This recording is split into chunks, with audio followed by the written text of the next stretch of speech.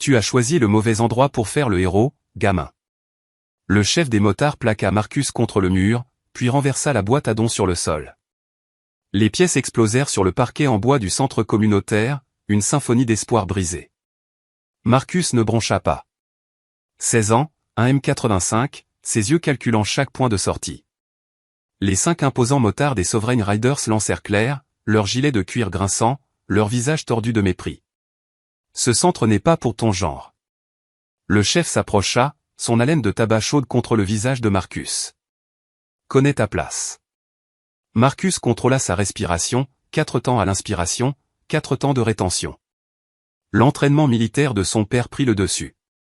Le motard confondit ce calme avec de la peur et rit. Il repoussa Marcus à nouveau, plus fort cette fois. Qu'est-ce qu'un gamin comme toi va faire maintenant, se moqua-t-il, écrasant le talon de sa botte sur les pièces éparpillées. Il n'avait aucune idée que ce moment résonnerait à jamais dans leur petite ville de Riverdale, laissant derrière lui des fiertés brisées et des vies transformées.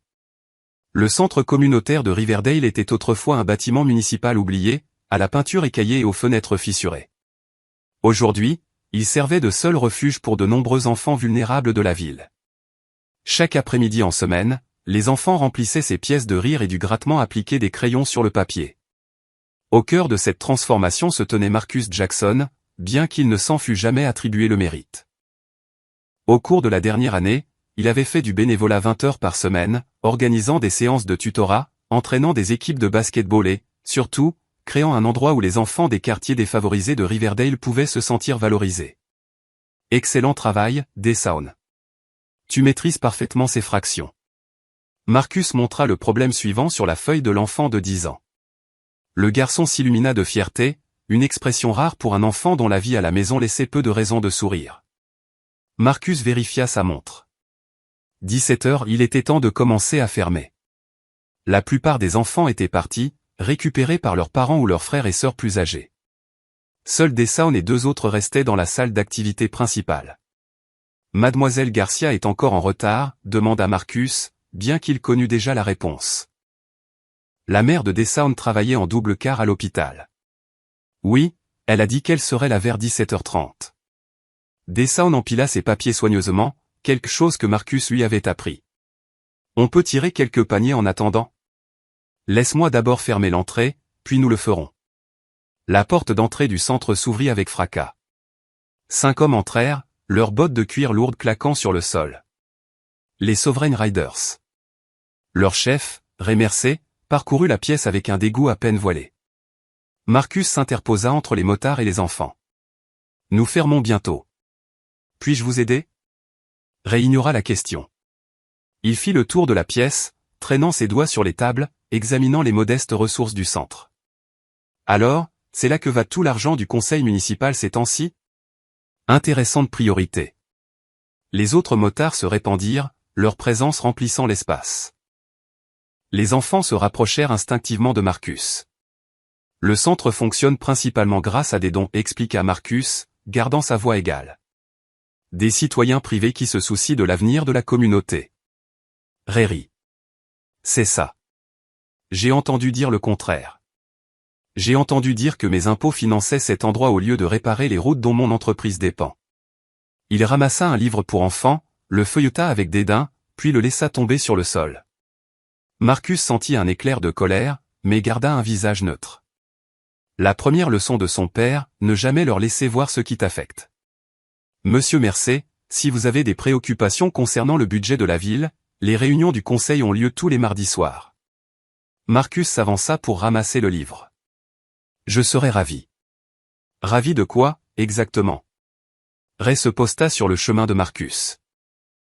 Me dire comment les choses fonctionnent dans ma propre ville. J'ai vécu ici 30 ans, gamin. Mon père avant moi. Les enfants regardaient avec de grands yeux. Marcus pouvait sentir leur peur comme une présence physique. Madame Washington est là pour Tamika et Jérôme, appela une bénévole depuis l'embrasure de la porte, visiblement nerveuse face à la tension dans la pièce. Faites-les sortir par la porte latérale, s'il vous plaît, dit Marcus sans rompre le contact visuel avec Ray. Une fois les enfants partis, seul Deshaun restait, se recroquevillant derrière une table. C'est un espace communautaire, dit Marcus. Tout le monde est le bienvenu pendant les heures d'ouverture, mais nous fermons maintenant. Tout le monde est le bienvenu. C'est ça? Ray s'approcha. Les autres motards formèrent un demi-cercle lâche. Drôle. Je ne me souviens pas avoir vu ton visage par ici en grandissant. D'où viens-tu, exactement? Marcus reconnut l'implication. Il avait fait face à des versions de cette question toute sa vie. J'ai vécu à Riverdale pendant 3 ans. Mon père nous a déménagé ici après sa retraite. Marcus garda sa voix neutre, bien que quelque chose changeât dans sa posture. Subtil, presque imperceptible. Retraité de quoi? Du bureau d'aide sociale? L'un des motards ricana. Marcus ne mordit pas à l'hameçon. Militaire, force spéciale. Quelque chose flottement traversa le visage de Ray d'incertitude, peut-être mais cela disparut rapidement. Eh bien, c'est juste parfait. Un fils de militaire qui dirige le centre communautaire. Le conseil sait-il que vous laissez ses enfants faire les 400 coups ici? De l'autre bout de la pièce, Deshaun intervint. Marcus ne nous laisse pas faire les 400 coups. Il nous aide avec nos devoirs et nous apprend le respect. Ray tourna la tête brusquement vers le garçon. Personne ne t'a demandé, gamin. Deshaun, attends ta mère au bureau, dit Marcus, son ton doux, mais ne laissant aucune place à la discussion. Après que Deshaun fut parti à contre-cœur, Marcus se tourna vers Ray. Monsieur Mercer, je comprends que vous ayez des préoccupations, mais ce n'est pas la façon de les aborder. Ne me dites pas ce qui est quoi dans ma propre ville. Ray s'approcha, envahissant l'espace personnel de Marcus. Vous savez ce que je vois? Je vois un étranger qui essaie de se faire un nom, prenant des ressources qui appartiennent à des gens qui sont ici depuis des générations. Des gens regardaient de l'extérieur des fenêtres du centre, mais personne n'entra. Personne ne le faisait jamais quand les Sovereign Riders s'étaient impliqués. L'influence de Ray s'étendait au-delà de son gang aux entreprises, à la police, même à certains membres du conseil municipal. Mon père a toujours dit que se battre devrait être la dernière option, pas la première impulsion, dit Marcus doucement. Il n'y a rien à gagner ici. Ton père railla les mots. Dis-moi, qu'est-ce que papa t'a appris d'autre? Comment prendre possession d'espaces qui ne sont pas tiens? Les autres motards rirent à l'unisson. Marcus resta immobile, mais quelque chose dans ses yeux changea. Une étincelle d'acier sous le calme. Ce centre est le seul refuge que certains de ses enfants ont, dit Marcus. Je ne peux pas simplement partir et les laisser vous les intimider. Ray ressent ça, évaluant Marcus du regard. Tu parles fort pour quelqu'un qui est seul. Où sont tous tes soutiens maintenant? Tous ces membres de la communauté que tu prétends servir? Marcus jeta un coup d'œil dehors. Plusieurs habitués regardaient, des parents d'enfants qui venaient au centre, des voisins âgés qui suivaient des cours d'art, des adolescents qui avaient trouvé un sens en tant que bénévoles, mais ils restaient dehors, la peur évidente dans leur posture. Ce sont de bonnes personnes, dit Marcus. Elles ont juste peur. Comme il se doit, Ray eut un sourire narquois. Tu vois, c'est la différence entre toi et moi. Je comprends cette ville. Les gens ici connaissent leur place. Et quelle place est-ce, exactement? L'ordre naturel. Des gens comme moi ont bâti cette ville. Des gens comme toi. Ray laissa l'implication en suspens. Marcus prit une respiration mesurée. La voix de son père résonnait dans son esprit. Contrôle ta respiration. Contrôle ta réponse. Contrôle le résultat. Les enfants qui viennent ici méritent mieux que la peur, dit Marcus. Ils méritent une chance de grandir sans limite. Ray rit. Mais il y avait une pointe d'incertitude maintenant. Le garçon devant lui ne montrait aucune de la peur qu'il était habitué à inspirer. Grand mot, dit Ray finalement. Mais les mots sont bon marché. Dehors, Mademoiselle Garcia était arrivée pour chercher Deshaun. Plus de citadins se rassemblèrent, observant la confrontation à travers les fenêtres, mais restant à une distance de sécurité. Le cœur antique de Riverdale témoignait, mais ne voulait pas participer. 3 jours plus tard, le centre communautaire s'animait d'une activité inhabituelle. La collecte de fonds annuelle, typiquement une affaire modeste avec des biscuits faits maison et une petite vente aux enchères silencieuses, avait attiré une foule plus nombreuse que prévu. La nouvelle de la confrontation entre Marcus et les Sovereign Riders s'était répandue dans Riverdale comme une traînée de poudre, générant de la curiosité, sinon un soutien déclaré. Marcus se déplaçait efficacement entre les tables, aidant les bénévoles à organiser les articles donnés. Malgré l'affluence accrue, il remarqua que de nombreux visages familiers manquaient. Des familles qui bénéficiaient régulièrement des programmes du centre, mais qui craignaient désormais que l'association n'attire une attention indésirable. Nous avons déjà récolté $300 de plus que l'année dernière, rapporta Madame Wilson, la trésorière âgée rayonnant de fierté. Des gens se présentent qui n'ont jamais mis les pieds ici auparavant. Marcus hocha la tête, bien qu'il soupçonnât que certains étaient venus par curiosité plutôt que par solidarité. Assurons-nous qu'ils voient le bon travail qui se fait ici. Un panneau d'affichage présentait des photographies des programmes du centre, des cercles de lecture pour les élèves du primaire, des ateliers de candidature à l'emploi pour les adolescents, des cours d'anglais pour les familles immigrées. Chaque image représentait des vies transformées de petites mais significatives manières. La porte principale s'ouvrit avec une force délibérée. Les conversations s'interrompirent lorsque Ray Mercer entra, flanqué de son entourage habituel, plus plusieurs autres que Marcus ne reconnut pas. Les gilets de cuir des motards contrastaient fortement avec la tenue décontractée des autres participants. Ray parcourut la pièce lentement, son regard se posant finalement sur Marcus. Un sourire se répandit sur son visage, non pas amical, mais satisfait, comme un prédateur qui avait réussi à acculer sa proie. « Eh bien, regardez-moi ça » annonça Ray, sa voix portant à travers la pièce soudainement silencieuse. « C'est toute une opération que vous avez ici. » Marcus posa la boîte qu'il portait et s'approcha du groupe. « Bienvenue à notre collecte de fonds, Monsieur Mercer. Les dons sont entièrement volontaires. » Il garda un ton neutre, les yeux fixes. Ray rit. « Oh, je ne suis pas là pour donner. Je suis là pour observer. Espace public, n'est-ce pas? Financé par des contribuables comme moi. Comme je l'ai mentionné précédemment, la plupart de nos fonds proviennent de dons privés. » Marcus désigna les tables. « N'hésitez pas à regarder autour de vous, mais s'il vous plaît, respectez nos invités. » Ray s'approcha. « Vos invités, hein? Intéressant comme vous parlez comme si vous possédiez cet endroit. » Il éleva la voix, s'adressant à la pièce. « Combien d'entre vous savent que votre centre communautaire est dirigé par quelqu'un qui est à peine assez âgé pour conduire? Quelqu'un sans lien avec l'histoire de Riverdale? » Quelques regards mal à l'aise furent échangés parmi les participants. La plupart évitèrent tout contact visuel. Marcus a fait plus pour cette communauté en un an que la plupart n'en font dans une vie, interjeta Madame Wilson, sa voix tremblante légèrement, mais déterminée. Ray se tourna vers elle avec une politesse exagérée. Avec tout le respect que je vous dois, madame, les bonnes intentions n'équivalent pas à des qualifications. Cette ville a de vrais problèmes qui nécessitent de vraies solutions, pas des projets feel-good qui drainent les ressources. Le centre fonctionne avec un budget équilibré, déclara Marcus calmement. Chaque dollar est comptabilisé. Les livres sont ouverts à tout résident qui souhaite les consulter. Les livres peuvent faire dire n'importe quoi, la voix de Ray s'aiguisa. Mais les actions parlent plus fort. Dites-moi, quelles compétences réelles apportez-vous à cette communauté? Quelle expérience de vie vous qualifie pour façonner l'avenir de ces enfants? La question resta en suspens. Plusieurs participants bougèrent mal à l'aise. Marcus prit une respiration mesurée. J'apporte du dévouement, de la constance et la conviction que chaque personne mérite le respect, quelles que soient ses circonstances. Joli mot, Ray eut un sourire narquois. Mais cette ville n'a pas été construite sur de jolis mots. Elle a été construite sur un travail acharné et une capacité prouvée. Il se tourna pour s'adresser à nouveau à la pièce. Mes amis, je ne suis pas contre les programmes communautaires. Je suis contre un leadership non qualifié, contre des étrangers qui ne comprennent pas nos coutumes. Un homme âgé s'avança, Monsieur Collins, qui parlait rarement lors des événements communautaires. Ray, tu as fait ton point. C'est censé être une collecte de fonds. Ai-je fait mon point?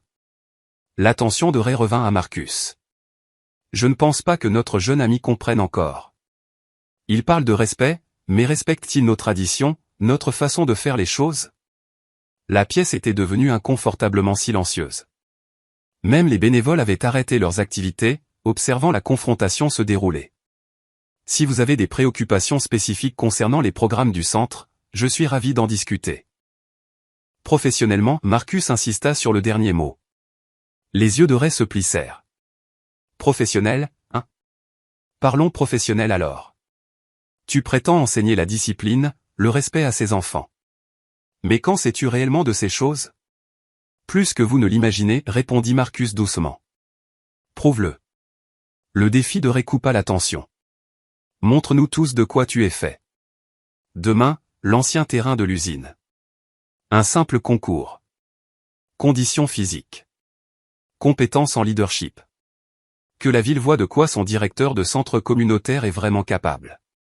Des murmures parcoururent la foule. Marcus sentit des dizaines d'yeux sur lui, l'évaluant, le jugeant. Je n'ai rien à vous prouver, dit Marcus. Ces enfants et leurs familles savent qui je suis. Vraiment? Ray regarda autour de la pièce. Ou ne savent-ils que ce que tu veux qu'ils voient? Un vrai leader ne se dérobe pas au défi. Une femme âgée qui faisait du bénévolat pour le programme de lecture du centre intervint. Marcus, ne l'écoute pas. C'est ridicule. Ray se tourna vers elle. Madame, avec tout le respect, ne pensez-vous pas que les personnes à qui l'on confie nos enfants devraient être vérifiées, testées? Ou devrions-nous simplement confier des responsabilités à n'importe qui passe la porte? La femme se tut, l'incertitude traversant son visage. Marcus reconnut le piège tendu. Refuser le défi, paraître faible et indigne. L'accepter, valider l'autorité de Ray à faire de telles demandes. Le centre ne me concerne pas, dit Marcus fermement. Il s'agit d'offrir des opportunités aux personnes qui en ont besoin. Échappatoire commode. Ray s'approcha, baissant la voix pour que seul Marcus puisse l'entendre. Peur que les gens ne voient que tu n'es pas ce que tu prétends être. Marcus soutint le regard de Ray. Quelque chose changea dans sa posture, un réétalonnage subtil qui ne serait pas perceptible par la plupart des observateurs. Si c'est si important pour vous, dit Marcus finalement, je serai là. Mais cela se termine demain, d'une manière ou d'une autre. Le sourire de Ray s'élargit. J'ai hâte. Il se tourna pour partir, puis s'arrêta, s'adressant une fois de plus à la pièce. Mes amis, venez voir par vous-même demain à midi. Ancien terrain de l'usine. Voyez qui est vraiment qualifié pour diriger votre centre communautaire. Alors que les motards partaient, des conversations éclatèrent dans toute la pièce. Certaines personnes s'approchèrent de Marcus avec inquiétude. D'autres gardèrent leur distance, observant avec méfiance. Madame Wilson lui toucha le bras. Tu n'étais pas obligé d'accepter ça, Marcus. Personne ne t'aurait blâmé de t'en aller. Marcus regarda la porte par laquelle Ray était sorti. Parfois, fuir fait plus de mal que de tenir bon. Les mots n'étaient pas les siens, mais ceux de son père, prononcés des années auparavant dans un contexte très différent. Dehors, par les fenêtres, il pouvait voir les habitants de la ville déjà répandre la nouvelle. Dès demain, la moitié de Riverdale serait au courant du défi. La confrontation était devenue inévitablement publique. La collecte de fonds se conclut avec un succès mitigé. Ils avaient récolté plus d'argent que prévu, mais l'atmosphère ne s'était jamais remise de l'interruption des Sovereign Riders. Alors que Marcus aidait les derniers bénévoles à ranger, il sentit le poids de la confrontation du lendemain s'installer sur ses épaules. Tu devrais annuler ça, dit Madame Wilson, comptant méthodiquement les recettes du jour. Rien de bon ne sortira de l'entretien des absurdités de Ray. Si je me retire maintenant, il gagne, répondit Marcus, empilant les chaises pliantes contre le mur. Et il reviendra sans cesse, faisant du centre son champ de bataille personnel. Il ne s'agit pas de gagner ou de perdre, Marcus. Il s'agit de sécurité. Elle baissa la voix. Ray Mercer a des relations. Le maire et son cousin Germain. 2 policiers roulent avec son groupe le week-end. Marcus hocha la tête. Je sais. Alors tu sais que ce n'est pas juste. Les dés sont pipés contre toi. Un imperceptible sourire traversa le visage de Marcus. Ce ne serait pas la première fois. Une fois le dernier bénévole parti, Marcus verrouilla les portes du centre communautaire et se dirigea vers son camion, une modeste Ford de 10 ans que son père l'avait aidé à acheter. L'air du soir portait l'odeur de la pluie approchante, un temps parfait pour le trajet de retour afin de se vider la tête. Il était à mi-chemin de sa destination lorsque son téléphone sonna. Le système Bluetooth du camion affichait le papa sur l'écran du tableau de bord. « Salut, papa. » Marcus garda sa voix désinvolte. « Tu es en retard. » Le ton de Michael Washington n'était pas une accusation, simplement une observation. « La collecte de fonds a duré longtemps ?» Quelque chose comme ça. Marcus s'arrêta à un panneau stop, vérifiant les 2 directions avant de continuer. En fait, nous avons eu des visiteurs, les Sovereign Riders. Un bref silence. Le groupe de Ray Mercer. Tu les connais? Marcus n'aurait pas dû être surpris. Son père s'était fait un devoir de connaître tout le monde à Riverdale malgré leur séjour relativement court. Je les connais de nom. Un autre silence. Que s'est-il passé? Marcus raconta la confrontation, choisissant ses mots avec soin. Il n'avait pas besoin de mentionner les sous-entendus raciaux, son père comprendrait cette partie sans explication. Et maintenant, tu as accepté cette démonstration. La voix de Michael resta neutre. Oui, monsieur. Pourquoi? La simple question resta en suspens. Marcus tourna dans leur rue avant de répondre. Parce que partir ferait plus de mal au centre que de tenir bon. Les enfants le verraient. Les bénévoles aussi. Quand tout sera fini, tout le monde saura exactement qui tu es vraiment, dit Michael doucement. Et qui tu n'es pas, es-tu prêt pour ça? Marcus se gara dans leur allée, une modeste maison de plein pied à la périphérie de la ville. Papa, tu te souviens de ce que tu m'as appris sur les engagements inévitables? Je crois que j'en suis un. Il mit fin à l'appel en se garant, sachant que son père l'attendrait à l'intérieur. Les enjeux étaient devenus clairs. Si Marcus gagnait, les Sovereign Riders laisseraient le centre tranquille. Si Ray gagnait, Marcus quitterait son poste de direction. Mais au-delà de ces termes explicites se cachaient les vraies conséquences, la perception de la communauté, l'avenir du centre, et le message envoyé aux enfants qui le prenaient pour modèle.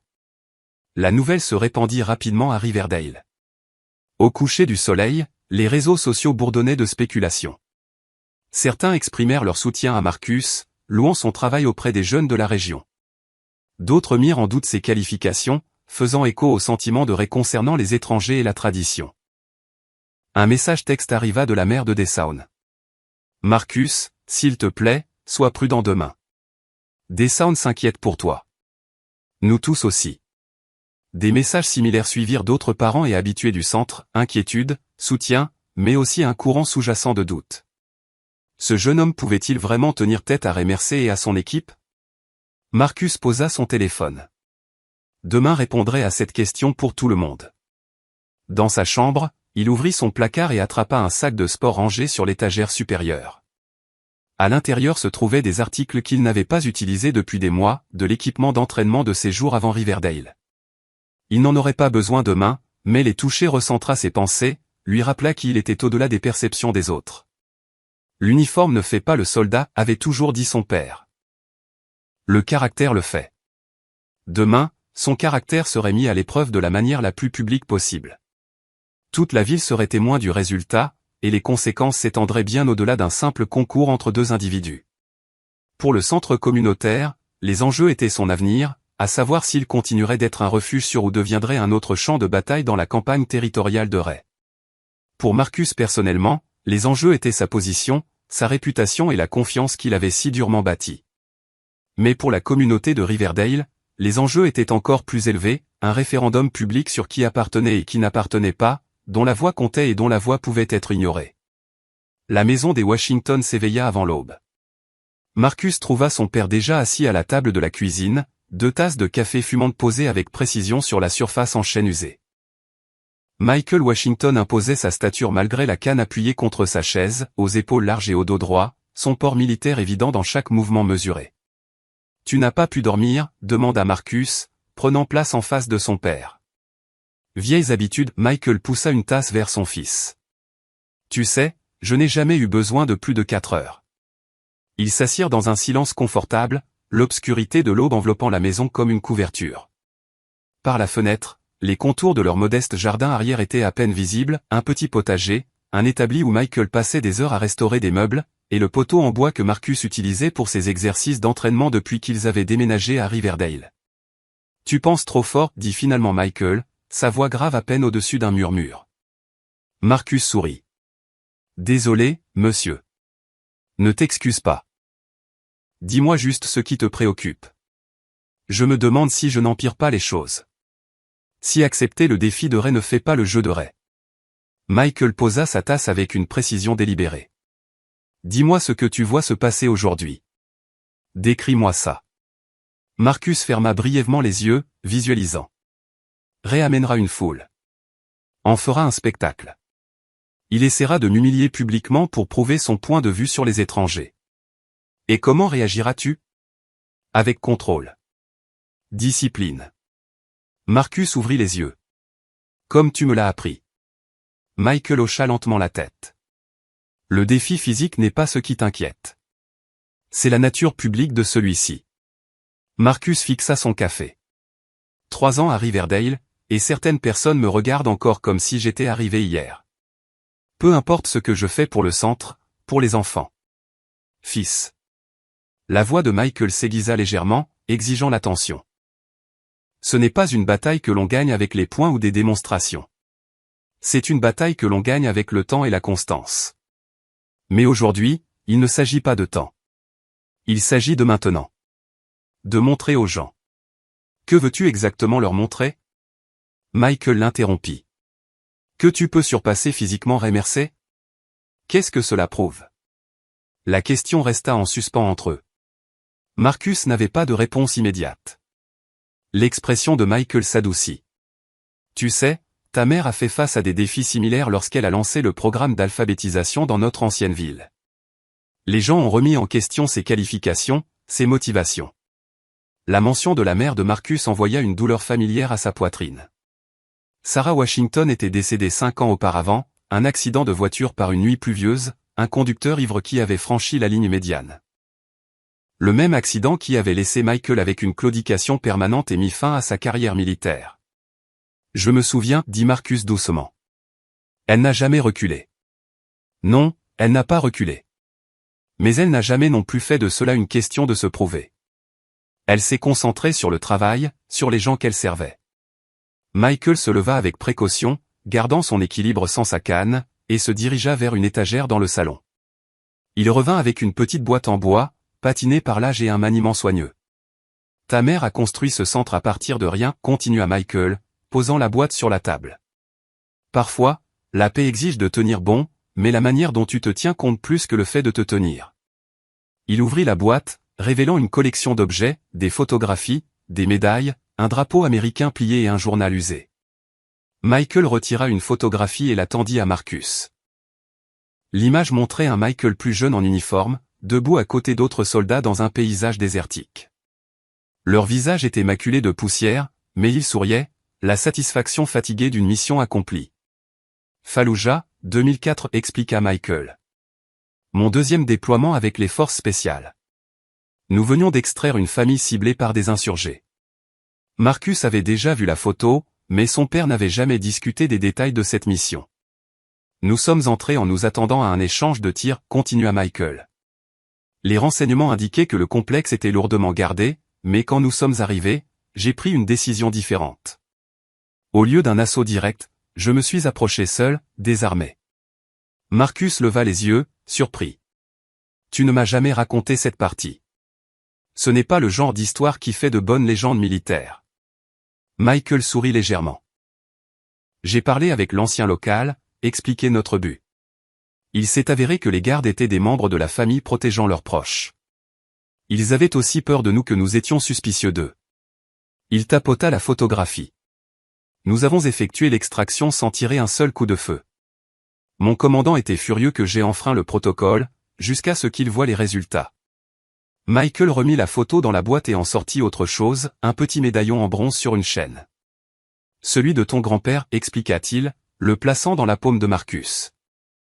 Il l'a porté pendant 2 séjours au Vietnam, disait qu'il lui rappelait son humanité quand le monde semblait déterminé à la lui arracher. Le médaillon était simple, une rose des vents d'un côté, et au revers, une inscription, « Toute la force ne porte pas d'uniforme ». Marcus referma ses doigts autour, sentant le poids de l'histoire familiale. Le pouvoir ne consiste pas à montrer sa force, mon fils, dit Michael doucement. Il s'agit de savoir exactement quand et comment l'utiliser. Les mots de son père s'ancrèrent dans l'esprit de Marcus, se connectant aux leçons enseignées au cours d'années d'entraînement. Les techniques physiques avaient toujours été secondaires à la discipline mentale, au cadre éthique qui leur donnait un sens. Ray attend une certaine réponse de ta part aujourd'hui, continua Michael. Il compte dessus. La question est, quelle réponse sert ton but plutôt que le sien? Marcus hocha lentement la tête, la compréhension naissant.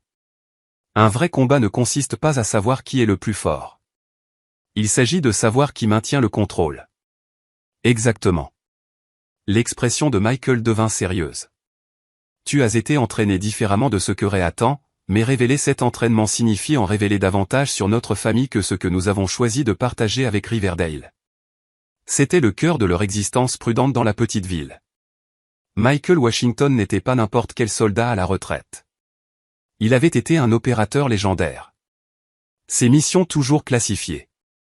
Ses méthodes enseignées dans des académies militaires d'élite.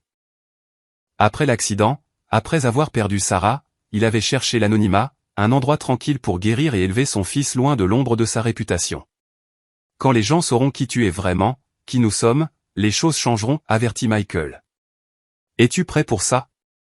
Marcus pensa au centre communautaire, à Deshaun et aux autres enfants qui comptaient sur ses programmes, aux bénévoles qui se présentaient fidèlement malgré des ressources limitées, au potentiel qui restait inexploité à cause de gens comme Ray Mercer qui s'accrochaient aux divisions et aux hiérarchies. Je pense que Riverdale a besoin de changer, dit Marcus finalement. Et peut-être que nous nous sommes cachés trop longtemps. Michael étudia le visage de son fils, fierté mêlée d'inquiétude dans ses yeux. Alors, souviens-toi de ton entraînement, de tout, surtout des parties concernant la retenue. Marcus hocha la tête, le médaillon chaud dans sa paume. Je le ferai. Dehors, les premiers rayons de soleil perçaient l'horizon. Le jour du jugement avait commencé. À 11h30, l'ancien terrain de l'usine était passé d'un espace industriel abandonné à quelque chose qui ressemblait à une arène rudimentaire. Voitures et motos longeaient le périmètre, avec près de 100 personnes rassemblées en grappe lâche. La nouvelle s'était répandue au-delà de toute attente, il semblait que la moitié de Riverdale était venue assister à la confrontation. Marcus gara son camion à l'extrémité du rassemblement. Il resta immobile un instant, observant la scène à travers le pare-brise. Les Sovereign Riders avaient établi une présence claire, leurs motos ostensiblement affichées, leurs partisans regroupés près d'un camion plateau qui servirait de scène improvisée. Il prit une respiration délibérée, 4 temps à l'inspiration, 4 temps de rétention, 4 temps à l'expiration. La technique respiratoire que son père lui avait enseignée à 10 ans, lorsque les intimidateurs de leur école précédente l'avaient ciblé parce qu'il était le nouveau, parce qu'il était différent. Marcus sortit de son camion, vêtu de vêtements simples, un jean, un simple t-shirt gris et des chaussures de course. Aucun équipement spécial, rien qui suggère une préparation au-delà de ce que toute personne ordinaire pourrait porter.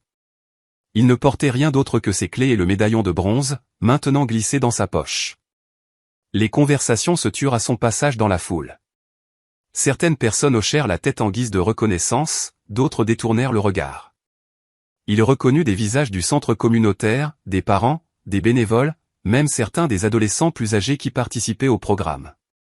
Madame Wilson se tenait les bras croisés, l'inquiétude gravée sur son visage.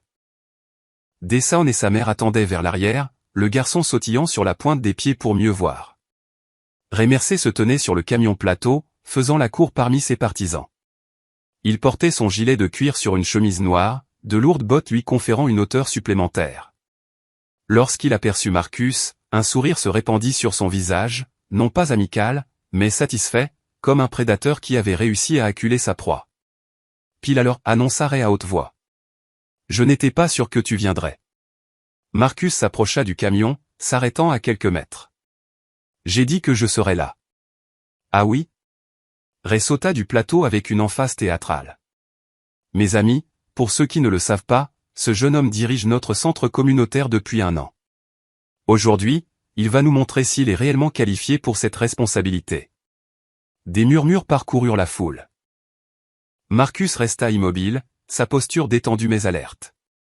Nous allons faire simple, continua Ray. 3 défis pour tester la force, l'endurance et il eut un sourire narquois, le leadership. Le premier est basique, la condition physique. Il désigna une série de blocs de béton empilés à proximité, vestige de l'infrastructure de l'usine. 50 pompes, suivi du déplacement de ces blocs du point A au point B et exercice chronométré. Le défi était conçu pour le spectacle, réalisa Marcus. Ray, au début de la quarantaine mais physiquement imposant, aurait choisi des tests qui mettaient en évidence ses avantages, force brute et puissance au détriment de la technique et de l'efficacité. Après vous, dit Marcus doucement. Ray sourit et se laissa tomber au sol. Il effectua 50 pompes avec une forme exercée, ses partisans comptant à voix haute. Se levant, il se dirigea vers les blocs de béton, soulevant chacun avec un grognement et le portant sur les 20 mètres désignés. Quand il eut fini, l'un de ses compagnons arrêta un chronomètre. 4 minutes, 12 secondes, annonça l'homme. Ray se tourna vers Marcus, à peine essoufflé. À ton tour, gamin. Marcus prit sa position. Alors qu'il s'abaissait pour les pompes, il maintint une forme parfaite, dos droit, mouvement contrôlé. Il ne se précipita pas, chaque répétition identique à la précédente. La foule comptait en chœur, leur voix créant un rythme. Quand il se leva pour la partie des blocs, Marcus aborda la tâche différemment. Là où Ray avait forcé, Marcus analysa, testant la répartition du poids de chaque bloc avant de le soulever, trouvant la position de transport optimale. Ses mouvements étaient économes, précis. 3 minutes, 47 secondes, annonça Madame Wilson, qui s'était nommée chronométreuse pour la tentative de Marcus. Un murmure de surprise parcourut les spectateurs. L'expression confiante de Ray vacilla un instant. Chance du débutant, se reprit-il rapidement. Le prochain défi teste l'endurance. Le deuxième défi impliquait une course chronométrée autour du périmètre de l'usine tout en portant un sac lesté. Encore une fois, Ray démontra en premier, imposant un rythme éprouvant. Marcus suivit avec des foulées mesurées, sa respiration contrôlée, sa forme efficace. Le résultat fut le même, Marcus compléta le parcours quelques secondes plus vite, montrant des signes d'effort minimes. L'énergie de la foule changea. Ce qui avait commencé comme un spectacle orchestré pour le bénéfice de Ray devenait quelque chose d'inattendu. Les gens se penchaient en avant, leurs expressions passant de la simple curiosité à un véritable intérêt. Dernier défi, annonça Ray, sa voix plus nette qu'auparavant. Le leadership n'est pas seulement physique. Il s'agit de commander le respect, de prendre des décisions rapides sous pression. Il désigna une échelle d'usine rouillée attachée à un ancien château d'eau. Monte sur la plateforme, récupère le drapeau qui s'y trouve. Assez simple. L'échelle semblait précaire, il manquait plusieurs échelons et la corrosion était visible au point de jonction clé. La plateforme se trouvait à environ 9 mètres du sol, pas mortelle, mais suffisamment haute pour causer de graves blessures en cas de chute. Vous voulez que nous escaladions ça? Marcus questionna, examinant la structure. Ça n'a pas l'air sûr. Inquiet? Le sourire de Ray revint. Le leadership signifie prendre des risques, prendre des décisions difficiles. Parfois, l'infrastructure n'est pas parfaite, mais le travail doit quand même être fait. Marcus étudia l'échelle, puis la foule rassemblée. Il reconnut le piège. Refusé, et Ray le déclarait averse au risque et inapte à diriger. Tenter imprudemment, et il pourrait se blesser gravement, prouvant le point de Ray sur son inexpérience. Dans l'armée, dit Marcus, sa voix portant clairement, on nous a appris que les risques inutiles mettent la mission en péril. La première responsabilité d'un leader est d'évaluer les situations avec précision. Il s'approcha de l'échelle, examinant ses attaches à la tour. Avec des mouvements délibérés, il testa les échelons inférieurs, vérifiant les points de tension et la qualité des connexions. Cette structure ne supportera pas le poids d'un adulte en toute sécurité, conclut-il, reculant. La décision responsable est de la sécuriser correctement avant de tenter une ascension. Ray. Excuse commode. On dirait que nous avons notre réponse concernant le leadership, mes amis. Face à un défi, notre directeur de centre communautaire recule. Il y a une différence entre le courage et la témérité, répondit Marcus calmement. Je n'enverrai aucun de ces enfants sur cette échelle. Pourquoi considérerais-je cela acceptable pour des adultes? Quelques hochements de tête d'accord émergèrent de la foule. Un homme âgé qui travaillait dans la construction intervint. Les gars, il a raison, cette échelle n'est pas aux normes. Un accident est sur le point d'arriver. L'expression de Ray se durcit. Bien, nous allons modifier le défi. Ce qui suivit fut une série de tentatives de plus en plus désespérées pour trouver un test auquel Marcus ne pourrait pas exceller, un débat simulé sur des questions communautaires, un défi pour recruter des bénévoles pour un projet hypothétique. À chaque fois, Marcus répondait avec un calme et une profondeur de réflexion qui contrastait fortement avec la frustration croissante de Ray. Tout au long, Marcus maintenait un rythme respiratoire spécifique. Sa posture se déplaçait subtilement entre les défis, des mouvements qui semblaient désinvoltes, mais qui seraient reconnaissables par toute personne ayant une formation militaire comme des positions de préparation au combat déguisées en postures ordinaires. Mon père m'a appris qu'un vrai combat ne consiste pas à savoir qui est le plus fort, dit Marcus lors d'un échange. Il s'agit de savoir qui maintient le contrôle. La déclaration resta en suspens dans l'air, résonnant avec une profondeur inattendue. Alors que la confrontation continuait, la dynamique de la foule se transforma. Les gens qui s'étaient tenus avec Ray commencèrent à dériver vers un terrain neutre. Des conversations éclatèrent parmi les spectateurs, comparant les réponses mesurées de Marcus avec le comportement de plus en plus agressif de Ray. « C'est ridicule », déclara finalement Ray. « Nous n'arrivons à rien avec ces défis de scout. Allons droit au but. » Il s'avança directement dans l'espace de Marcus. « Tu veux diriger cette communauté? Montre-nous que tu peux te débrouiller quand les choses deviennent sérieuses. » Il poussa Marcus violemment, le forçant à reculer d'un pas. La foule se tut. La ligne avait été franchie, passant du concours à la confrontation physique. Marcus reprit instantanément son équilibre, son corps s'ajustant automatiquement à une subtile position défensive, poids centré, mains détendues mais préparées, yeux concentrés. « Ne faites pas ça, monsieur Mercé, dit-il doucement. »« Faire quoi? Ça ?» Ray le poussa à nouveau, plus fort. Marcus absorba la force sans céder de terrain, sa posture presque anormalement stable. « Tu te crois dur parce que tu peux faire quelques pompes. » La voix de Ray s'éleva. Le vrai leadership dans cette ville a toujours été une question de force, de remettre les gens à leur place quand ils dépassent les bornes. Est-ce ce que tu fais? Me remettre à ma place. Marcus resta calme, ses yeux ne quittant jamais ceux de Ray. Quelqu'un doit le faire. Ray frappa soudainement, un puissant crochet droit visant la mâchoire de Marcus. La foule haleta. Plusieurs personnes s'avancèrent, alarmées, mais le coup ne porta jamais. D'un mouvement si fluide qu'il parut presque désinvolte, Marcus se déplaça légèrement. Le poing de Ray traversa l'air vide, l'élan le déséquilibrant. Marcus n'avait pas riposté, n'avait pas saisi le bras de Ray, il n'avait simplement pas été là où le coup était dirigé. Ray trébucha, puis se reprit, son visage rougi de colère et d'embarras. Esquive chanceuse. Il frappa encore et encore. À chaque fois, Marcus se déplaçait avec un effort minimal, esquivant les attaques avec une précision qui commençait à ressembler moins à de la chance qu'à un entraînement extraordinaire. « Reste immobile et bats-toi » exigea Ray, son calme s'effondrant. « Ce n'est pas un combat » répondit Marcus calmement. « C'est une démonstration. Vous démontrez exactement quel genre de leader vous êtes. » La foule était devenue complètement silencieuse, captivée par le spectacle. Ce n'était pas seulement la capacité physique de Marcus qui commandait l'attention. C'était le contraste frappant entre son calme composé et la rage croissante de Ray. « Tu crois que c'est un jeu? » Ray grogna, sa frustration débordante.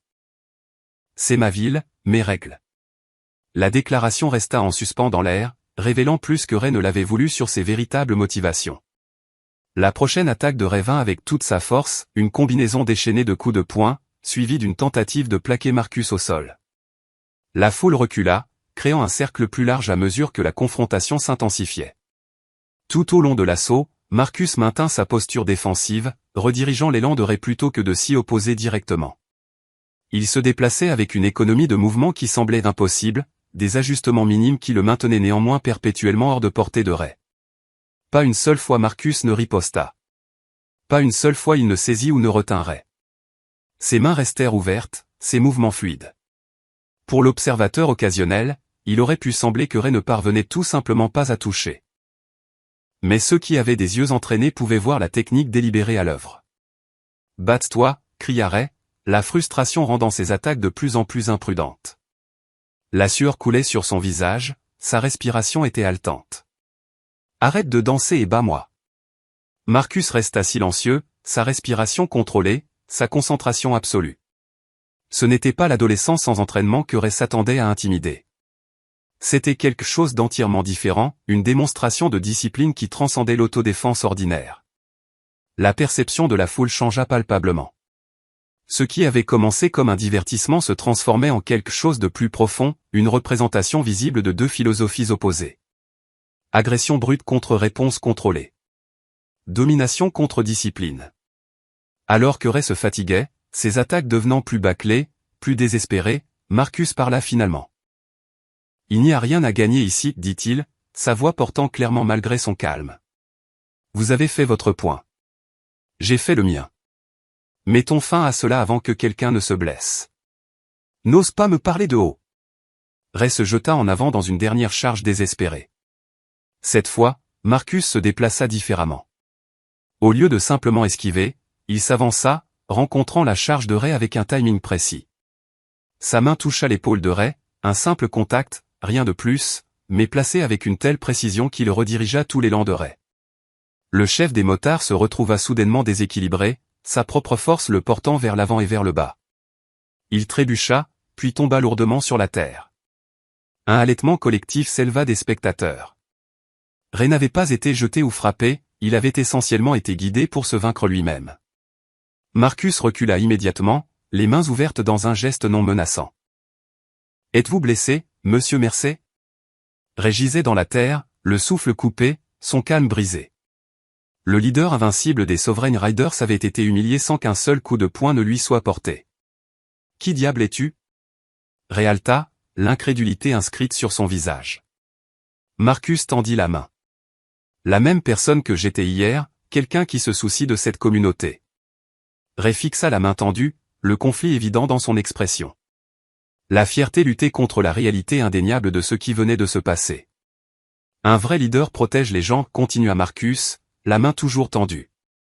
Même ceux qui ne le méritent pas. C'est ce que mon père m'a appris. La phrase portait un poids profond au-delà de sa simple signification. Plusieurs spectateurs plus âgés échangèrent des regards, une sorte de reconnaissance naissant dans leurs expressions. Ray ignora la main, se redressant sur ses pieds. La poussière couvrait son gilet de cuir, preuve visuelle de sa défaite. La foule attendait dans un silence tendu sa réaction, l'explosion de rage qui semblait inévitable. Au lieu de cela, Ray se tint là, respirant difficilement, regardant Marcus avec de nouveaux yeux. La colère demeurait, mais quelque chose d'autre était apparu à côté, une réévaluation réticente. « Ce n'est pas fini, dit-il finalement. » Mais les mots manquaient de conviction. Marcus hocha la tête une fois. « Vous avez raison. Ce n'est pas fini. Il y a toujours un centre communautaire qui a besoin de soutien, toujours des enfants qui ont besoin d'un endroit sûr. Ce travail continue indépendamment d'aujourd'hui. » La simple vérité de cette déclaration flottait dans l'air, impossible à contester. Ray était venu pour humilier un outsider perçu comme tel, pour renforcer les frontières de l'exclusion. Au lieu de cela, il avait involontairement mis en lumière les qualités mêmes qui faisaient de Marcus un leader efficace. Sans un mot de plus, Ray tourna le dos et se dirigea vers sa moto, ses partisans incertains s'ils devaient le suivre ou rester. Le schéma avait été brisé. Le résultat attendu perturbé. La communauté de Riverdale avait été témoin de quelque chose qui ne serait pas facilement oublié. Un calme s'installa sur le terrain de l'usine, la foule incertaine de la manière de réagir aux résultats inattendus. Les partisans de Ray se tenaient maladroitement entre la loyauté envers leur chef et le spectacle indéniable auquel ils avaient assisté. Les habitués du centre communautaire échangèrent des regards de soulagement surpris. Marcus resta là où il se tenait, sa posture détendue mais digne. Il parcourut du regard les visages qui l'entouraient, reconnaissant chaque personne avec la même attention respectueuse, quelle que soit la partie qu'ils avaient initialement soutenue. Le silence fut brisé par le son distinctif d'une canne frappant le béton. Les têtes se tournèrent alors que Michael Washington se frayait un chemin à travers la foule, son port militaire indubitable malgré sa claudication. Il ne portait pas d'uniforme, juste des vêtements civils simples, mais quelque chose dans sa présence commandait l'attention. « Papa » dit Marcus doucement alors que son père l'atteignait. Michael hocha la tête une fois, puis se tourna pour faire face aux habitants de la ville assemblée. « On dirait que j'ai manqué tout un spectacle. » Un homme âgé s'avança, Bill Henderson, propriétaire de la quincaillerie du centre-ville. Ses yeux s'écarquillèrent avec une reconnaissance soudaine. « Attendez une minute. Washington.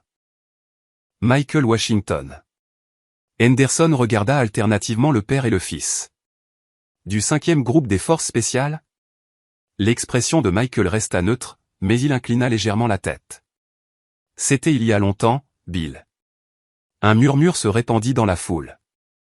Henderson se tourna vers les autres, sa voix portant avec excitation. « Vous réalisez qui c'est ? Capitaine Michael Washington, le fantôme de Fallujah. Son unité a sauvé tout le peloton de mon neveu en 2004. » D'autres murmures parcoururent l'assemblée. Plusieurs vétérans dans la foule se redressèrent instinctivement, la reconnaissance naissant sur leur visage. Ray s'était arrêté près de sa moto, écoutant. Son expression passa de l'incrédulité à une compréhension naissante.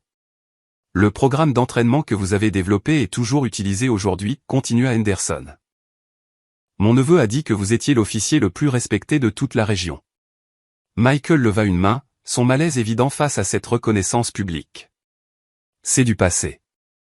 Nous sommes venus à Riverdale pour une vie plus tranquille. Et vous avez bien gardé le silence, répondit Henderson. 3 ans en ville, et vous n'avez jamais rien mentionné de tout cela. Ce n'était pas nécessaire. Le regard de Michael balaya la foule. Un homme ne devrait pas être jugé par son titre ou son passé. Les implications se firent sentir dans l'assemblée. Marcus n'avait pas seulement reçu un entraînement de base en autodéfense de son père. Il avait été enseigné par un opérateur légendaire des forces spéciales dont les techniques étaient étudiées dans les académies militaires. Ray se fraya un chemin à travers la foule, s'arrêtant à quelques mètres de Marcus et Michael. Son ancienne bravade avait disparu, remplacée par un mélange complexe d'émotions, colère, embarras, mais aussi un respect réticent. « Tu aurais pu me démanteler à tout moment, dit-il à Marcus, la réalisation évidente dans sa voix. « Pourquoi ne l'as-tu pas fait ?»« L'uniforme ne fait pas le soldat, répondit Marcus. Le caractère le fait. Il en va de même pour toute personne. » La simple déclaration portait un poids profond au lendemain de ce dont ils avaient été témoins. La force physique et la présence intimidante de Ray s'étaient avérées inefficaces face à la retenue disciplinée de Marcus, une métaphore visible que personne parmi les présents ne pouvait manquer. Marcus plongea la main dans sa poche et en sortit le médaillon de bronze que son père lui avait donné ce matin-là. Il le tint en l'air, laissant la lumière du soleil accrocher l'inscription « Toute la force ne porte pas d'uniforme ». Mon père m'a appris que lorsque l'on défend les autres, on n'est jamais seul, même si ça en a l'air. La voix de Marcus porta à travers la foule désormais silencieuse. Le centre communautaire ne me concerne pas. Il s'agit de créer un espace où tout le monde a sa place, où tout le monde a de la valeur. Le regard de Ray tomba au sol, puis se leva à nouveau avec une nouvelle résolution. Écoutez, je pense toujours que cette ville a des priorités à régler, les routes, l'infrastructure. Alors venez aux réunions du conseil municipal, suggéra Marcus. Exprimez formellement vos préoccupations. Mieux encore, consacrez du temps en tant que bénévole au centre. Voyez ce que nous faisons réellement avant de décider que cela n'en vaut pas la peine. La voix d'une femme appela de la foule, Mademoiselle Garcia, la mère de Dessown. Le centre a aidé mon fils à améliorer son niveau de lecture de 2 classes cette année. Il parle maintenant de l'université. C'est aussi de l'infrastructure. Bâtir des futurs. D'autres voix se joignirent, partageant des histoires similaires, des impacts tangibles que le centre avait eus sur des vies individuelles. Les témoignages n'étaient ni bruyants ni conflictuels, juste des vérités simples exprimées avec conviction. Ray écouta, son expression changeant progressivement. La nature publique de la confrontation s'était retournée contre lui, le forçant à témoigner des valeurs réelles de la communauté plutôt que des divisions qu'il avait tenté de créer. Peut-être que nous avons tous combattu les mauvaises batailles, dit Ray finalement. Cette ville a besoin de guérison, pas de plus de division. Les mots semblèrent le surprendre lui-même, comme si une vérité avait fait surface qu'il n'avait pas pleinement reconnue auparavant. Marcus tendit la main une fois de plus. Les portes du centre sont ouvertes à tous, y compris vous et vos amis. Cette fois, après un moment d'hésitation, Ray accepta la poignée de main. Ce n'était pas de l'amitié, pas encore. Trop de choses s'étaient passées pour cela, mais c'était une reconnaissance, un début. Alors que la foule commençait à se disperser, les conversations bourdonnant des événements de la journée, Marcus se retrouva entouré des habitués du centre communautaire. Madame Wilson le serra fort. Dessown leva les yeux avec une admiration nouvelle. « Tu nous apprendras quelques-uns de ces mouvements ?» demanda le garçon avec enthousiasme. Marcus sourit. « Ce que je préférerais apprendre, c'est quand ne pas les utiliser. C'est la leçon la plus difficile. » Dans les jours qui suivirent, Riverdale connut des changements subtils mais significatifs. La fréquentation du centre communautaire augmenta, y compris des visages qui n'avaient jamais franchi son seuil auparavant. Ray Mercer ne devint pas bénévole du jour au lendemain, mais son hostilité ouverte cessa. Plus important encore, son influence ne dissuada plus les autres de soutenir les programmes du centre. Lors de la réunion suivante du conseil municipal, Marcus présenta une proposition d'extension des services du centre, se tenant avec assurance devant des fonctionnaires qui le voyaient désormais sous un jour différent. Michael Washington était assis dans le public, une fierté discrète évidente dans son expression. La proposition inclut des programmes de formation professionnelle, expliqua Marcus. Nous avons des membres de la communauté avec des compétences précieuses à partager, construction, mécanique, gestion d'entreprise, y compris, ajouta-t-il avec un regard significatif vers Ray, qui était assis au fond de la salle, des ateliers d'entretien de moto pour les adolescents intéressés par les carrières dans les transports. Un léger hochement de tête de Ray accusa réception du rameau d'Olivier. Le conseil approuva le financement à l'unanimité. Alors que père et fils marchaient vers leur camion après la réunion, Michael posa une main sur l'épaule de Marcus.